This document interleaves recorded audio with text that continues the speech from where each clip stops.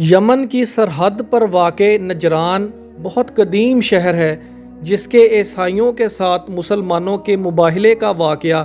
24 ذی الحجہ 9 ہجری کو پیش آیا اور خون کا ایک قطرہ بہائے بغیر نصرانیت پر حاصل ہونے والی اسلام کی فتح کو عید کے مترادف قرار دیا گیا۔ واقعہ مباہلہ اسلام کی امن پسندی اور سچائی کے روشن ثبوت کے طور پر تاریخ میں نقش ہے اور دنیا پر واضح کر رہا ہے کہ اسلام جبر و تشدد یا تلوار سے نہیں بلکہ مشاہیر اسلام کے عظیم کردار سے پھیلا ہے۔ یہ دن نصرانیت پر اسلام کی عظیم فتح، کاذبین کی شکست اور صادقین کی سرفرازی کے دن کے طور پر ہمیشہ یاد رکھا گیا ہے۔ سورہ آل عمران کی آیت نمبر 61 میں اس واقعے کو بیان کیا گیا۔ آپ کے رب کی جانب سے حق اور حقیقت کو واضح کر دینے والے اس علم کے آپ تک پہنچ جانے کے بعد بھی اگر کوئی آپ سے اس بارے میں جھگڑا اور حجت بازی کرے تو اے محبوب ان سے فرما دیں، آؤ ہم اور تم اس بارے آپس میں مباہلہ کر لیتے ہیں، اسی طرح کہ ہم اور تم خود بھی میدان میں آ جاتے ہیں اور اپنے اپنے بچوں، خواتین اور نفوس کو بھی بلا لاتے ہیں، پھر ہم سب مل کر اللہ کے حضور عاجزی و زاری کے ساتھ دعا و التجا کرتے ہیں کہ جھوٹوں پر اللہ کی لعنت ہو۔ یہ آیت مباہلہ کہلاتی ہے جو خیر البشر حضرت محمد مصطفیٰ صلی اللہ علیہ وآلہ وسلم، حضرت علی، خاتون جنت سیدہ فاطمہ الزہرا سلام اللہ علیہا اور حسنین کریمین کا بطور پنجتن پاک قرآنی تعارف ہے۔ عیسائی حضرت عیسیٰ کی وحدانیت کی تعلیمات میں تحریف کے بعد تثلیث کے قائل ہو چکے تھے۔ ان کا عقیدہ تھا کہ عیسیٰ 3 اقانیم میں سے ایک اقنوم ہے۔ وہ حضرت عیسیٰ ابن مریم کے بارے میں اسلامی عقیدہ سے متفق نہ تھے جس کے مطابق وہ اللہ کے برگزیدہ نبی اور مخلوق تھے۔ پیغمبر اسلام صلی اللہ علیہ وآلہ وسلم نے جو خطوط سربراہان مملکت کو روانہ کیے تھے ان کے ضمن میں ایک خط آپ نے نجران کے عیسائی رہنما ابو حارثہ اور اسقف کو بھی لکھا تھا جس میں آپ نے انہیں اسلام قبول کرنے کی دعوت دی تھی۔ نبی رحمت کے مکتوب کی تحریر کچھ یوں تھی: شروع کرتا ہوں خالق ابراہیم و یعقوب و اسحاق کے نام سے، خدا کے رسول محمد کی جانب سے نجران کے اسقف اعظم کے نام۔ میں ابراہیم و اسحاق و یعقوب کے خدا کی تعریف بجا لاتا ہوں اور تمہیں بندوں کی پرستش ترک کر کے خدا کی عبادت کرنے کی دعوت دیتا ہوں۔ تمہیں اس بات کی دعوت دیتا ہوں کہ بندوں کی ولایت سے نکل کر خدا کی ولایت میں داخل ہو جاؤ، اور اگر تمہیں ہماری دعوت منظور نہیں ہے تو جزیہ دو، ورنہ تمہارا انجام اچھا نہیں ہوگا۔ اسقف نے خط پڑھنے کے بعد تمام مذہبی اور غیر مذہبی شخصیات کو مشورے کے لیے طلب کیا۔ شرجیل جو عقل و درایت میں بہت ہی معروف تھا، اس نے مشورہ دیا کہ ہم نے بارہا اپنے رہنماؤں سے یہ سنا ہے کہ ایک دن منصب نبوت جناب اسحاق کی نسل سے نکل کر حضرت اسماعیل کی اولاد میں منتقل ہو جائے گا۔ بعید نہیں ہے کہ محمد اسماعیل ہی کے فرزندوں میں سے ہوں اور یہ وہی نبی ہوں جن کی بشارت ہمیں دی گئی ہے۔ ابو حارثہ نے نجران کے پڑھے لکھے اور بزرگ عمائدین جیسے شرجیل، عبداللہ بن جبار بن فیض غور و فکر اور مشورہ کے لیے بلائے، جنہوں نے یہ طے کیا کہ نصارہ کی طرف سے کچھ ہوش مند اور علم و عقل کے لحاظ سے زبردست افراد مدینہ میں محمد بن عبداللہ کے پاس جائیں اور ان سے اس سلسلہ میں بحث و مناظرہ کریں تاکہ حقیقت واضح ہو جائے۔ اسی بنا پر 60 افراد کی کمیٹی تشکیل دی گئی جن میں سے ان کے عظیم علماء عاقب، ابو حارثہ اور اہم بھی تھے۔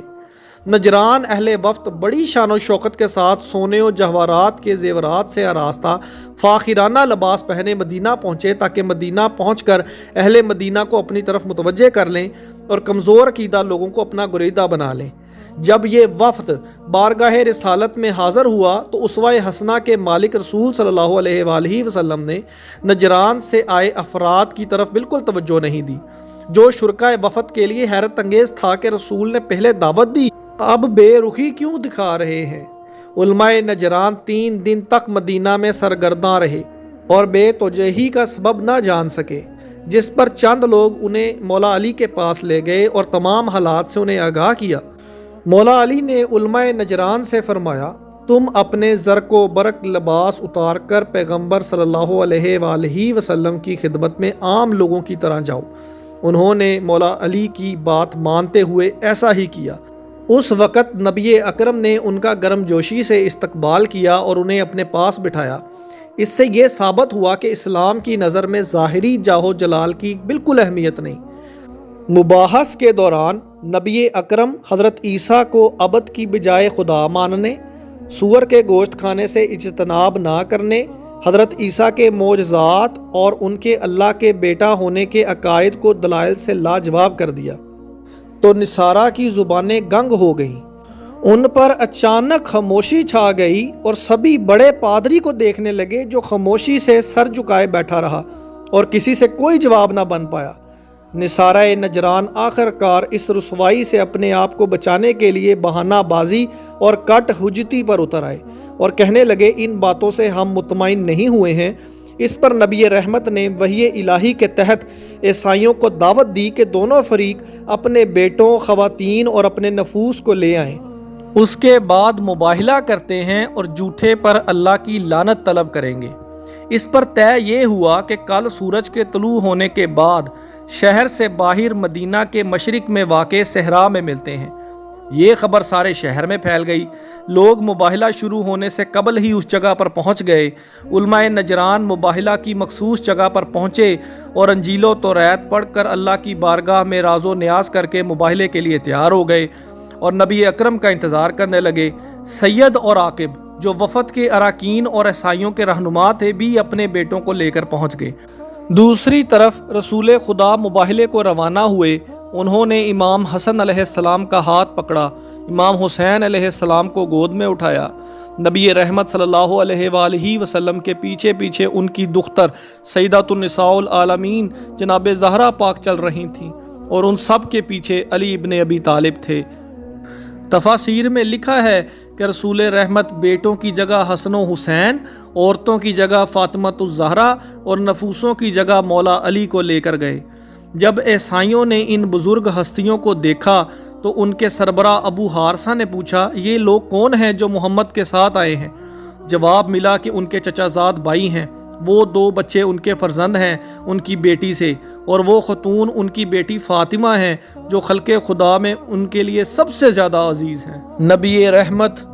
مباہلے کے لیے 2 زانو بیٹھ گئے۔ ابو حارثہ نے کہا اللہ کی قسم محمد کچھ اس انداز میں زمین پر بیٹھے ہیں جس طرح کے انبیاء مباہلے کے لیے بیٹھا کرتے تھے، اور پھر پلٹ گیا۔ سید نے کہا کہاں جا رہے ہو؟ ابو حارثہ نے کہا اگر محمد برحق نہ ہوتے تو اس طرح مباہلے کی جرت نہ کرتے، اور اگر وہ ہمارے ساتھ مباہلہ کریں تو ایک نصرانی بھی روئے زمین پر باقی نہ رہے گا۔ ایک روایت میں آیا ہے کہ شرجیل عیسائیوں کے ایک عظیم اور بڑے عالم نے کہا کہ میں ایسے چہرے دیکھ رہا ہوں کہ اگر وہ اللہ سے التجا کریں کہ پہاڑ کو اپنی جگہ سے اکھاڑ دے تو بے شک وہ اکھاڑ دیا جائے گا، پس مباہلہ مت کرو ورنہ ہلاک ہو جاؤ گے، اور حتیٰ ایک عیسائی بھی روئے زمین پر باقی نہ رہے گا۔ اس کے بعد ابو حارثہ نبی رحمت کی خدمت میں حاضر ہوا اور کہا اے ابو القاسم ہمارے ساتھ مباہلے سے چشم پوشی کریں اور ہمارے ساتھ مصالحت کریں، ہم ہر وہ چیز ادا کرنے کے لیے تیار ہیں جو ہم ادا کر سکیں۔ چنانچہ نبی رحمت نے ان کے ساتھ مصالحت کرتے ہوئے فرمایا کہ انہیں ہر سال 2000 حلے یا لباس دینے پڑیں گے اور ہر حلے کی قیمت 40 درہم ہونی چاہیے۔ نیز اگر یمن کے ساتھ جنگ چھڑ جائے تو انہیں 30 زریں، 30 نیزیں، 30 گھوڑے مسلمانوں کو آریتن دینا پڑیں گے، اور آپ صلی اللہ علیہ وآلہ وسلم خود اس ساز و سامان کی واپسی کے ضامن ہوں گے۔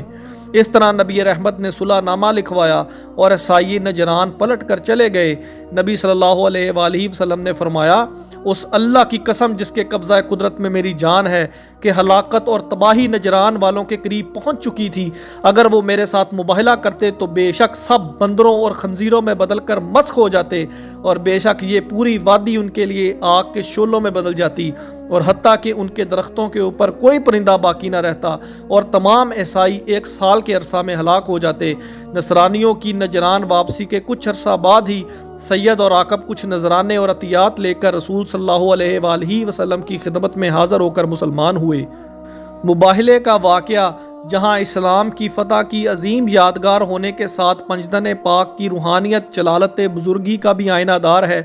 یہ روحانیت کے مادیت پر غلبے کی علامت ہے۔ یہ واقعہ تصنع و بناوٹ، ظاہری ٹھاٹ باٹ کی بجائے سادگی کے اسلامی پیغام کا درس دیتا ہے اور اسلام کی امن پسندی کا نشان ہے۔ آج جب شیطانی طاقتیں میڈیا کے زور پر اسلام کو دہشت گردی اور ظلم و جبر کے ساتھ نتھی کرنے کی کوشش میں مصروف ہیں، اسلام کے امن و انسانیت دوستی کے نشانات کو مزید اجاگر کرنے کی ضرورت ہے۔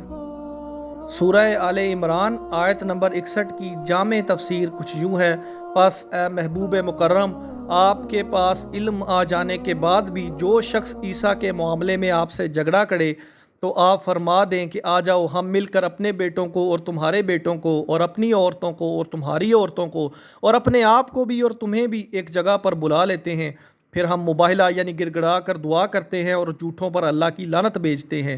اے محبوب مکرم، قرآن کے واضح دلائل کے باوجود اگر عیسائی ہٹ درمی سے کام لیں اور عیسیٰ کو خدا یا خدا کا بیٹا کہنے پر اصرار کریں تو آپ ان سے مزید مناظرہ نہ کریں بلکہ مباہلے کی دعوت دیں، یعنی فریقین اپنے اپنے بال بچوں کو میدان میں لے آئیں اور اللہ کی بارگاہ میں عاجزی سے دعا کریں کہ ان میں سے جو جھوٹا ہو اس پر اللہ کی لعنت ہو۔ چنانچہ حضور پر نور صلی اللہ علیہ وآلہ وسلم اپنے ساتھ امام حسن، امام حسین، سیدہ زہرا پاک اور مولا علی کو لے آئے اور انہیں فرمایا کہ جب میں دعا کروں تو تم آمین کہنا۔ عیسائیوں نے جب اہل بیت کے نورانی چہرے دیکھے تو ان کے سردار پادری نے کہا کہ اے گروہ نصارہ، یقیناً میں ایسے چہرے دیکھ رہا ہوں کہ اگر وہ اللہ سے دعا کریں کہ پہاڑ کو اپنی جگہ سے ہٹا دے تو اللہ پہاڑ کو اپنی جگہ سے ہٹا دے گا، سو تم ان سے مباہلہ نہ کرو، اور اگر کیا تو تم ہلاک ہو جاؤ گے اور روئے زمین پر کوئی عیسائی باقی نہ رہے گا۔ چنانچہ عیسائیوں نے مباہلے سے انکار کر دیا اور سالانہ جزیہ دینے پر صلح کر لی۔ حضور نے فرمایا،